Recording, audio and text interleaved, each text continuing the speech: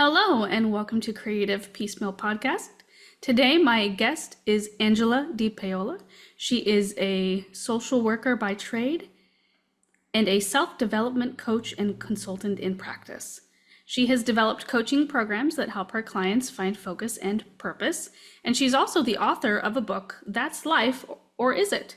Reclaiming Time for Yourself, a women's guide to discovering lasting happiness and fulfillment. So I'm really excited to have her on the show to talk about the book and to talk about another avenue for enriching our lives and bettering ourselves. So Angela, welcome to the show.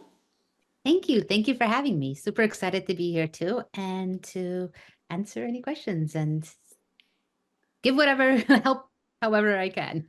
Wonderful. Well, I would love to just start with your book. I have not had a chance to pick it up yet, but I'm really excited because I feel like it was written just for me and all of my problems. And I'm sure that's a lot of people. So I'd love to know, what made you decide to write that book and, what are some insights that you can provide for us? Yeah, no, absolutely. And thank you. Thank you for saying that. And the reason actually I wrote the book is writing's always been a passion. It's always been an outlet, my therapy, just a way to get thoughts out. And I was at some point, I was just looking at all the women around me, like my family, colleagues, friends, and I'd see these amazing women doing remarkable things and yet just beating themselves up and just not seeing their worth. They would just are just feeling like, I mean, the title of my book is That's Life, or Is It? And it's really because that's the idea. It's like, oh, I guess that's just what it is, what it is. That's life. And feeling stuck in a life that they're not completely fulfilled in. And I thought, no, you women are amazing. You're incredible people. And you don't see it. And, I just want to talk to that. And that's why when I write the book, it's in a very down to earth kind of way where it's like, no, no, you are capable. You can do the things you want to do. But just get out of your own way. And that means sometimes saying no. That means like being very honest with yourself in terms of, do I want this? Or am I just supposed to want this? Like, what are the expectations? How can I use them in my favor? We talk about setting goals, but not just like vague, I want to be happier, but really something that's aligned with your values, with who you are, and that has meaning. We talk about saying no, saying no, but saying yes to yourself and saying yes to your health and your own experiences. We talk about, that I call it the troll, that inner critic that just yaps, yaps, yaps in your Yeah. ear and keeps us from doing the things we want to do, and how to start, recognizing it and challenging it. And instead of seeing it as this evil troll, to kind of shift it towards, oh, no, this could be a mentor. It's just really bad. It's just really bad at its job of protecting me. And how can I use it to help me? So we cover all kinds of things like that. And I just, and it's things that I learned and I'm still learning along the way. So, I drew from my own experiences, both personal experiences and then experiences as a therapist, and spoke to a bunch of other therapists. I have a chapter on finances and managing your finances. Definitely went to a lot of financial advisors, got their input and just put it all together and looked at the things that we as women especially, I mean, look, a lot of these apply to anybody, but as women, especially when it comes to people pleasing, to doing everything for everyone else, forgetting about ourselves. Mhm. So it really focused on those issues. Yeah. I think that is fantastic. That's a resource out there. I'm actually a semi-reformed people pleaser. I'm Same working here. on it. I'm working on it. And you talk about the troll that lives in our heads. Mm. Yeah, it's definitely there. I mean, I have friends that are like, how can you have self-worth issues? You have a top podcast, you're doing great in your field. And I'm like, oh, it's there. you know.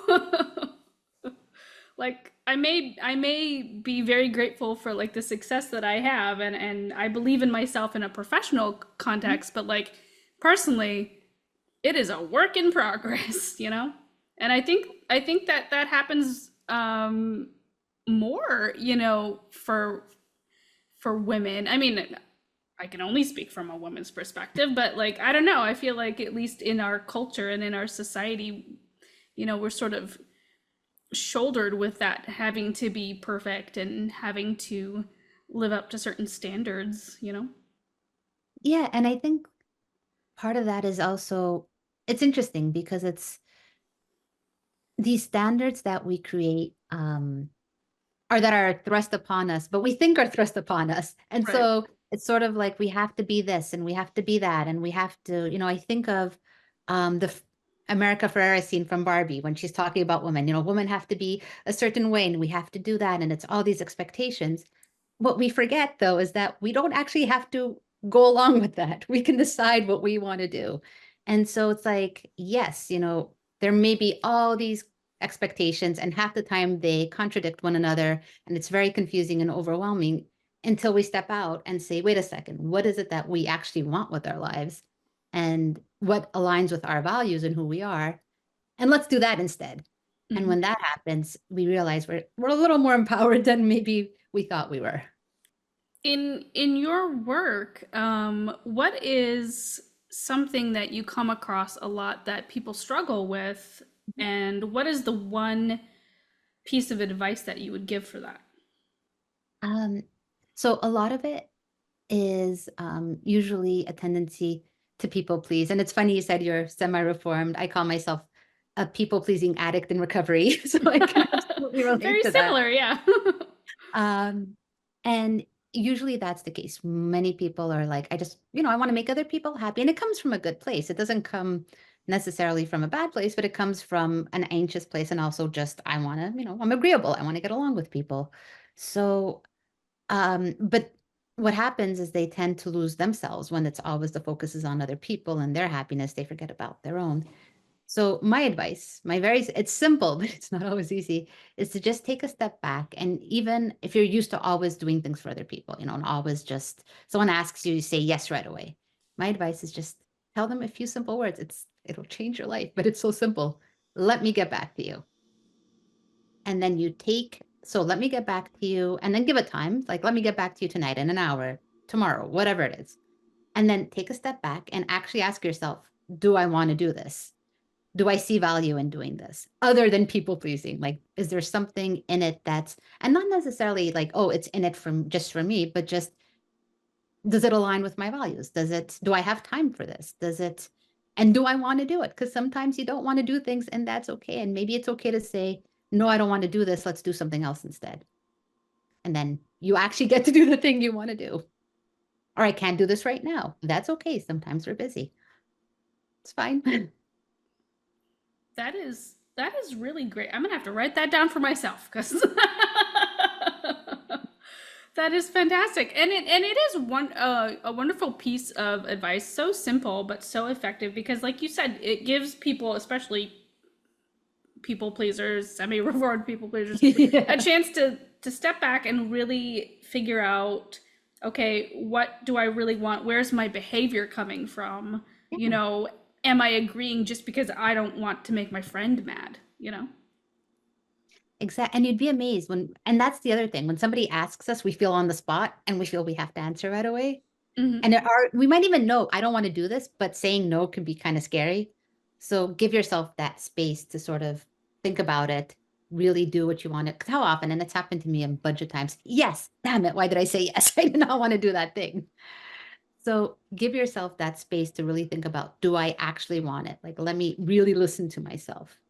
And if I don't want to do it and I see no value in doing it, then let me practice saying no. It's going to be hard and you're going to feel the guilt and you're going to feel all those things.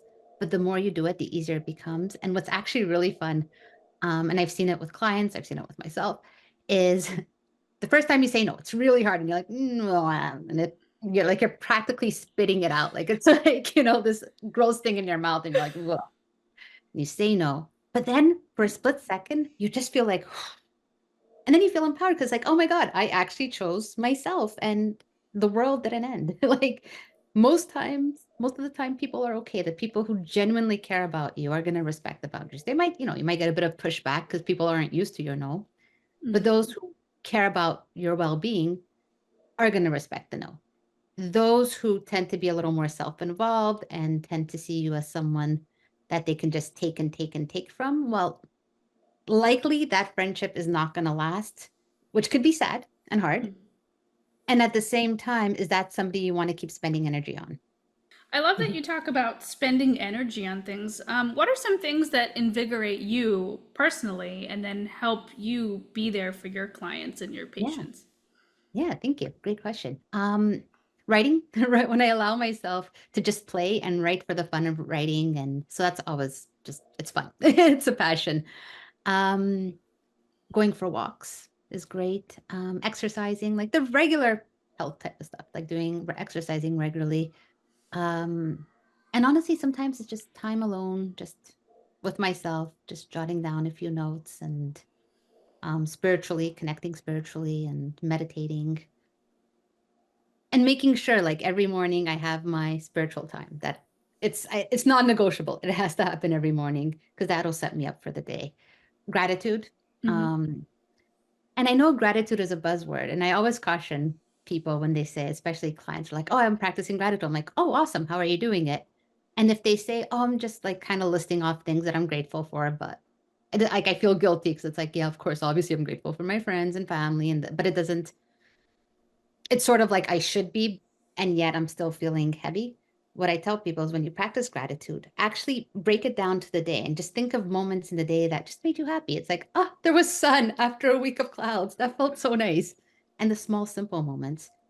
And when you do that and you allow yourself to relive them, you get to feel that joy again. And it's a more sincere gratitude. So it actually does kind of give you more of a balance of the day. It's not like, oh, all these negative things happen. It's like, no, no, there are actually nice moments within the day as well. So I try to practice that every evening to just sort of rebalance my day. I notice it certainly feels like being mindful and having being an active in one's mental health is really on the rise lately, Mhm. which is, I think, fantastic. What do you have to say about mindfulness currently? Yeah. So mindfulness is wonderful. What we want to do though is be present and be present in the moment. Sometimes people confuse mindfulness with over analyzing the feelings and going in circles and then just, and that actually can lead to more misery when you're just sort of stuck in your head and stuck in your thoughts and feelings. Hmm. If we're talking about mindfulness of right now, I am here, I'm having a lovely conversation with you, and I'm just enjoying this moment and I'm just very focused on this moment. Depression lives in the past, anxiety lives in the future. When you're present and you're really fully present, your brain doesn't have time to be anxious or sad because it's right in the moment and it's just observing what's actually happening.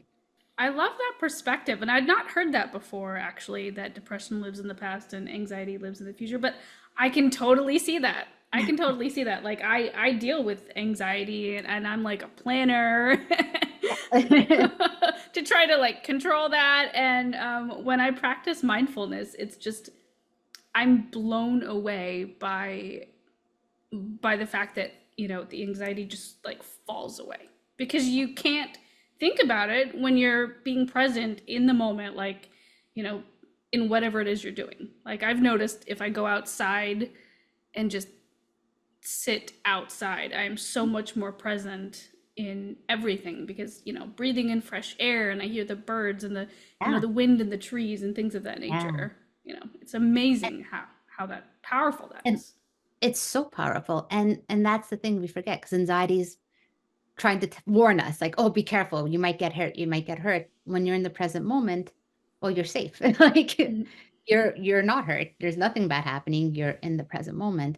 And here's the other piece we forget: if something bad is happening, we don't have time to get anxious about it, we're just reacting. Like the house is on fire, you're not going to be like, how do I feel about this house, I'm really worried. You're going to be like, no, let me get the heck out of there, let me grab my loved ones and get out.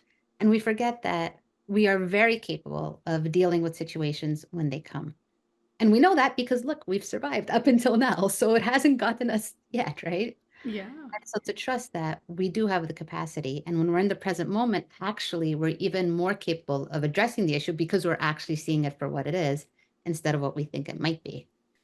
My podcast, as you know, is called Creative Piecemeal, and it's centered in the creative and fine arts. So I was wondering, you know, what are your thoughts about the creative arts and mental health in regarding like imposter syndrome, or like you were talking about anxiety and sort of, you know, needing to be more mindful? You know, how does that affect a person's creative output?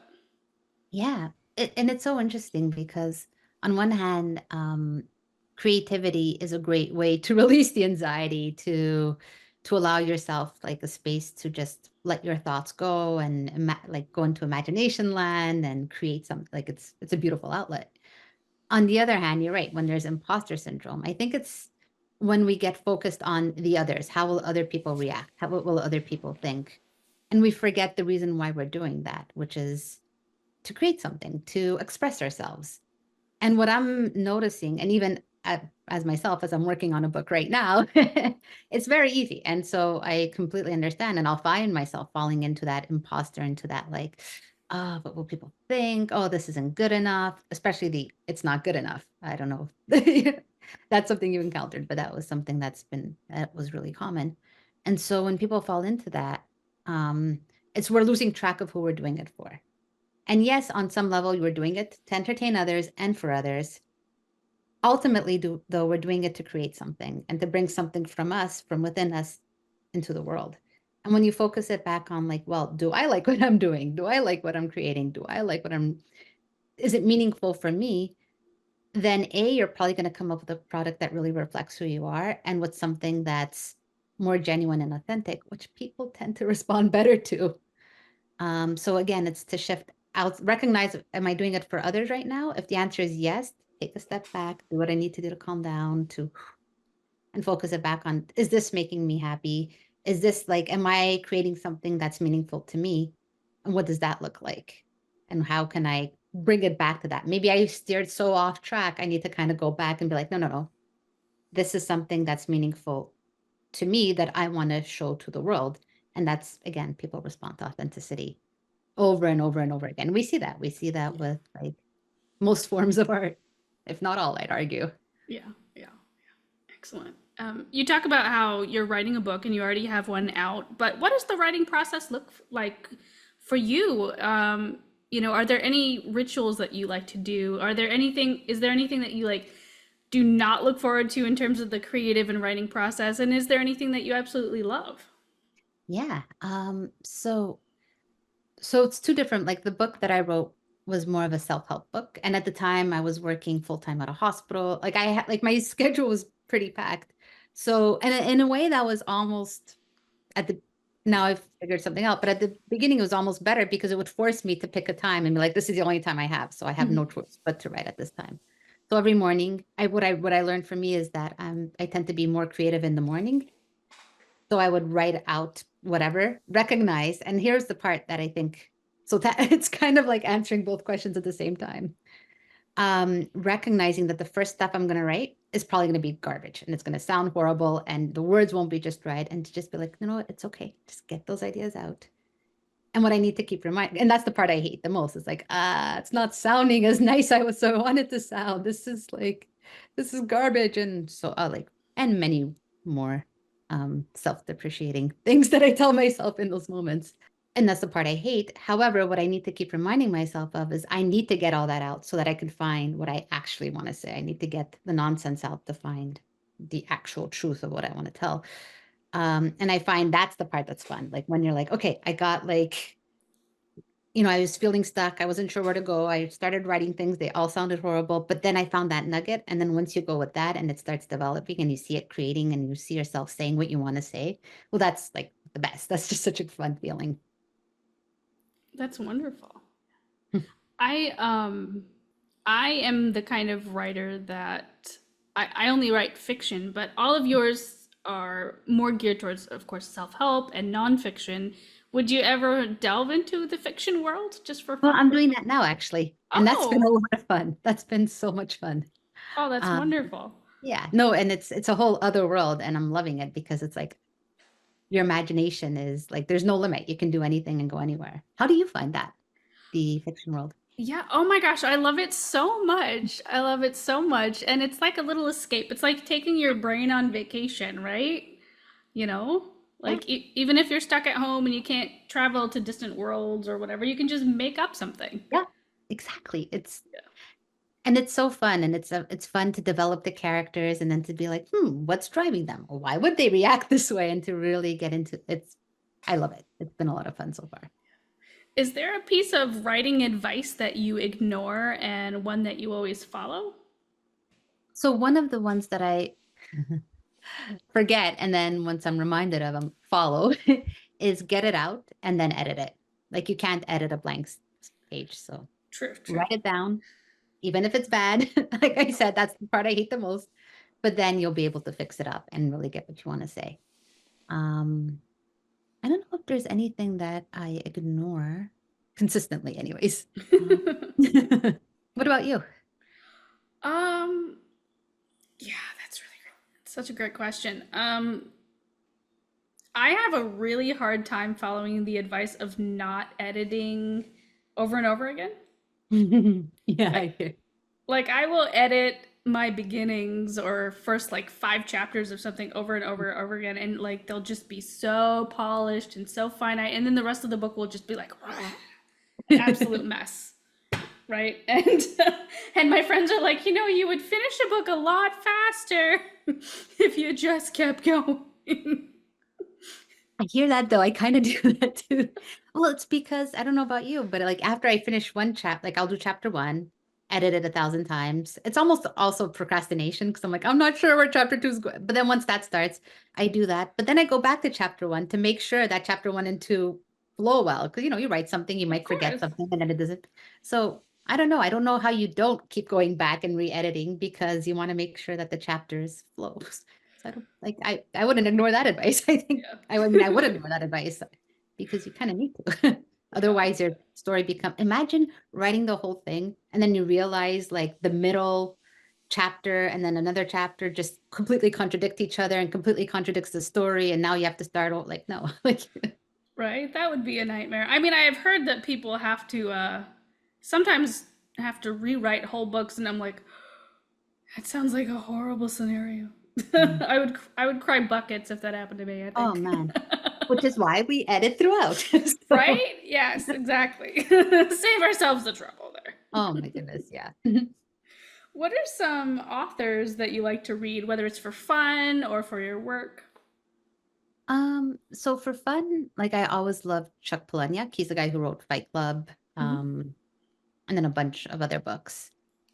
And honestly, I'm probably most inspired by him because just he's great. He's brilliant and hilarious and really like great at satire. And um, so I like him. Lately, I've been getting into Dostoevsky, whose name I just so I did Crime Yeah, and Punishment now. I I'm love back. that book.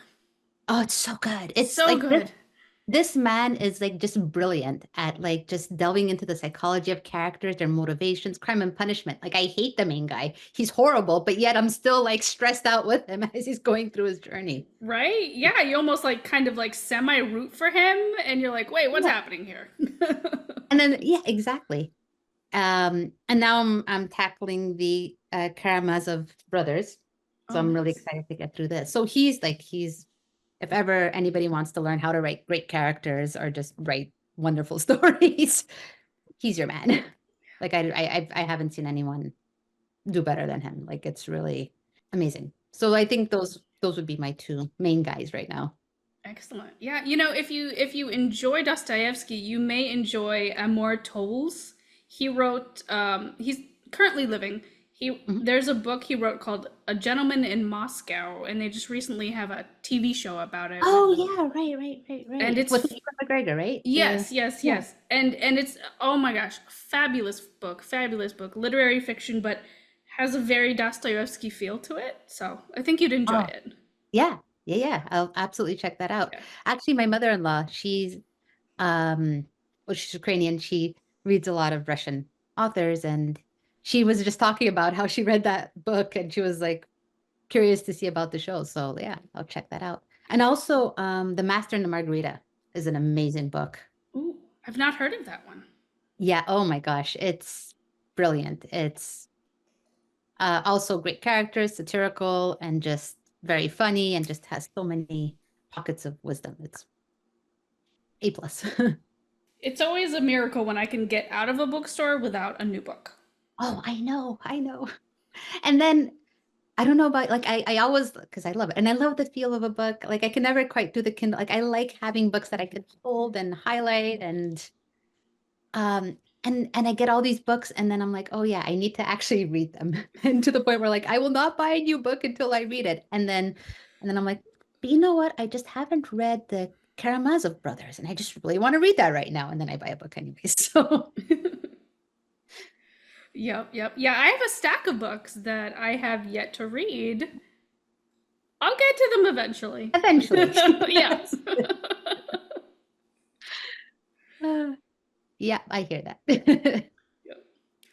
So jumping back to you personally in your career, what is a barrier that you can share that you had to overcome, whether it was an internal or external, to reaching your current point? Yeah. So definitely, there's been a few. Definitely the people pleasing and the imposter syndrome. That like not good enough, have to be better, have to prove myself.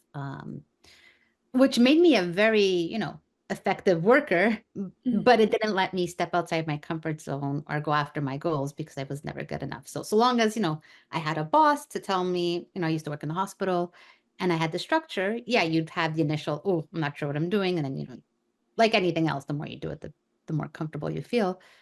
But that security um kept me maybe there longer than I needed to be. mm, Um, because there were all these, like I wanted to start a private practice. I wanted to eventually just leave the hospital and do some coaching things, do some writing and do some other things. But it wasn't, but that fear, I'd say was a big obstacle, kept me from taking that step and that belief of like, oh, I'm not good enough. I can't do this. Um, my husband has been a wonderful support in that, has been a wonderful and like he's been great at encouraging me and he was also very good at helping me. So I'm the people pleaser. He's not at all. To learn like, hey, you can say no. You can set boundaries. You can express yourself. And so he's been a great support for that. But I would say that would like the people pleasing and the not good enough and sort of getting in my own way of mm, things. And then eventually an opportunity happened where I was able to leave the hospital. And I had to choose. I actually was forced to choose between staying at the hospital or pursuing this other opportunity. And I was like, okay, I guess I'm going to do that. It didn't end up working out, which was okay actually, because it even though it sort of at the time had pretty devastating consequences to your ego, well, to my ego, and to just like, oh, it's validated. I really am not good enough, and all those mm, things. It actually pushed me to a point where I needed to start working on myself and really delve deep into these beliefs I had about myself and these viewpoints and reconnect spiritually and just a lot of things that I had been sort of neglecting, taking care of my mind, body, health, like mind, body, and soul, right? mhm, And through that though, and I'm grateful for that every day. I'm grateful that it didn't work out and that I failed miserably because in that failure, I had that opportunity to really grow and finally confront some of those demons and move past those demons and figure things out. And now I'm kind of on my own schedule. I'm doing the counseling through a therapy center and it's very independent. Writing, like I'm just doing what I love doing. So it's like I'm very grateful for that experience, even though it was very, very painful at the time. mhm. Yeah, I came across a quote the other day. Let me see if I have it. So it was on, I saw it on Instagram and I don't remember who originally posted it, but it says sometimes you get what you want, and other times you get a lesson in patience, timing, alignment, empathy, compassion, faith, perseverance, resilience, humility, trust, meaning, awareness, resistance, purpose, clarity, grief, beauty, and life. And either way, you win. And I'm like, Oh, oh, yes. that hits Beautiful. deep, right? Yes, that's beautiful. That's yes. Agree. 100%. No. Yeah, That's because just yeah, because like you said, you went through some things that you weren't expecting. Things didn't quite go the way you hoped. But now you've come out of that and you have a book. You're able to do things you love. You're able to carve out time to be creative in a way that you maybe didn't have the opportunity in your previous jobs. yeah. exactly that. And that's it. Like, and I think the more we let ourselves go through, I think we're and it's understandable. We're afraid of failure because it's painful and it's pleasant. Like I don't know many people are like, yay, this was a fun failure. Like it's not. Right? However, it's in those moments that there's so much opportunity for growth. And I think the more we experience that and then realize that we can overcome that, the more confident we are and the less afraid of failure we become. Because we're like, okay, it's this thing, it's not pleasant, but I can get past it. And actually, I can probably become something even better because of it. And once you can shift to that mentality, then honestly, there's nothing you can't accomplish.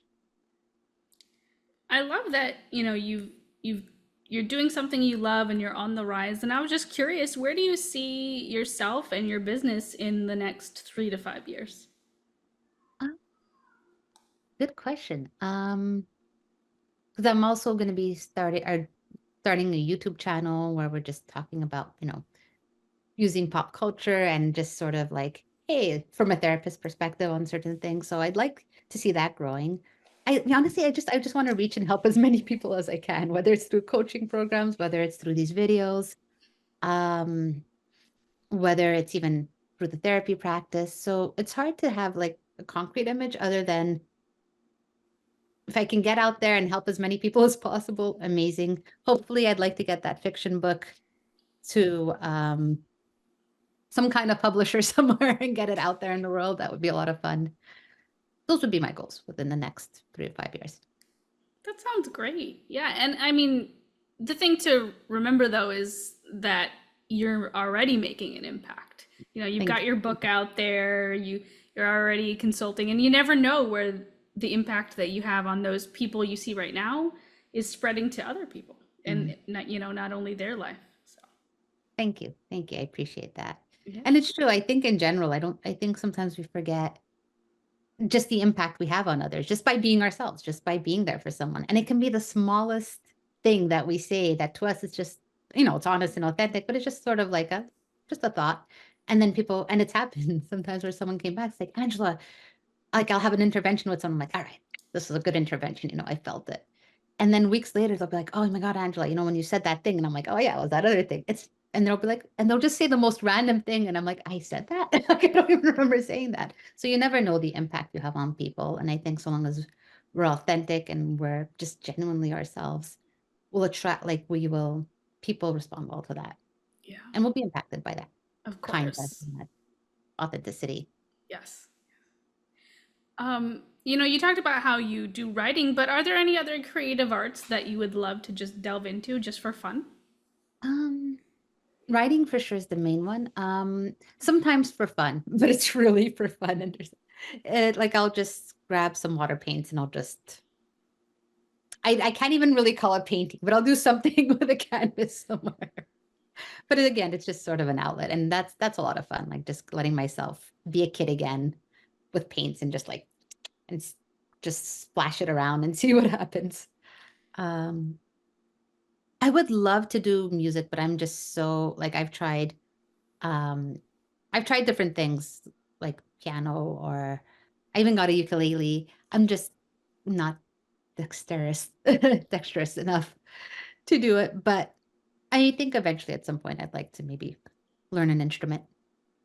Nice, nice. And I love the way you described how you do painting and watercoloring, that you just like there's no rules, there's no expectations. You Yeah. just let yourself enjoy it, and just Yeah. be in the moment. That's beautiful. Mhm. And what about yourself? What hobbies would you love to do? Well, podcasting, of course. Yeah. But a little more on the lighter edge. I like to color like mandalas and like flowers, Um, like because I'm not very good at like actual drawing and painting and arts and crafts, but something that's already set up, I'm like, oh, okay, I can do that.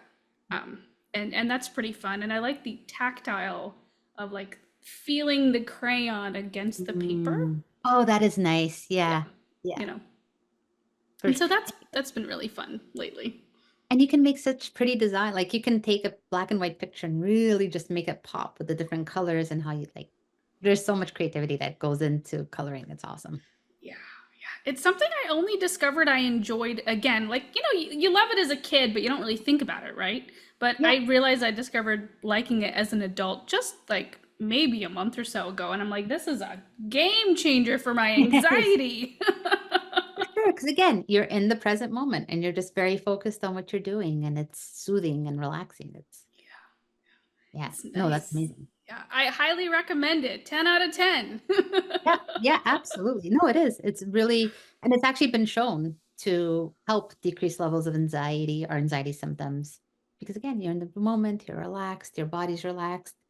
And, I also suspect it calls back to childhood and to moments that were happier and simpler. And and sometimes, you said something and it made me think like, oh, I used to love it as a kid. I think it might be fun to look back to. Like, what are things we used to love as a kid? That because as a child, you can do whatever you want. Like, there's no limits. You can just be as ridiculous as you want, and people will be like, ah, they're just a kid. And Hmm.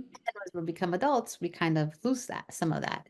So if you can look back at like what did we love doing as a kid and just do it. Like sometimes my husband will laugh because I look ridiculous. I'll just put on some music and I'll just dance. Like, you know how they say dance like nobody's watching? Exactly that. And I'll just move my body and it's just fun. And it's just like, and I look ridiculous. Like there's no way I'm dancing like that in public. But it's just a way to like unleash that inner child and just have fun again. Yeah, I love that. I love that. And I love just finding things that bring a little bit of happiness, whether it's Yes. like a really good cookie or something, or just sitting in the sunshine. Oh my God, that's such like the sun is amazing. Yes. Especially here in Montreal. We'll go through our cloudy periods and we'll go through the winters can be brutal. So whenever there's a bit of sun, it's like, yes, come. Yeah, I was gonna say you up there it gets really cold and like snowy, right? Yeah, yeah, it could. This year wasn't so bad compared to previous years. But yeah, we go through our periods of a lot of snow and a lot of and it gets cold and cloudy. I don't even I think I don't even mind the cold if there's sun. It's just when we have like weeks of clouds where it's like gets a bit heavier. Yeah, yeah. Understandable. Yeah, I'm here in Texas presently and it is very sunny right now, but it gets super hot. So it's like, how long can I stand the heat? Yeah. Yeah, that's the other end of the spectrum. Right? Yeah. Gotta find a happy medium. Yeah, yeah, yeah. Like spring and fall, very nice. Not too hot, not too cold. And even then, it's okay to have some warmth. I like what I love about Canada is we get the four seasons. Granted, autumn and spring last like a week or two, but we still get to see the four seasons. And it makes you appreciate the warmer seasons. And even sometimes when it's too hot, it's like, okay, well, it's gonna get cooler soon, so that's okay. Um, but yeah, having a happy balance. Yes, definitely. Definitely. So, one more question for you, bouncing back to the more serious. In your own words, what does it mean? What does it mean to live a creative life? Um, Honesty, just being like, I think being very honest with yourself and let honesty and being honest, being courageous, and that courageous in expressing the truth as you see it, and expressing and being able to openly express yourself. It's such a scary thing to do. And if you can, so honesty, fearlessness, and just taking the leap. I love that. I love that. And because you never know where the leap can lead. And that's kind of fun. I don't know about you, but I kind of like that part. Excellent. Well, Angela, thank you so much for being on the podcast. Thank you for having me. This was amazing. Yeah. Such a joy. Listeners, please check out the show notes for links to her website where you can connect with her for consulting and coaching, as well as connecting to purchase her book. And as always, thanks for listening.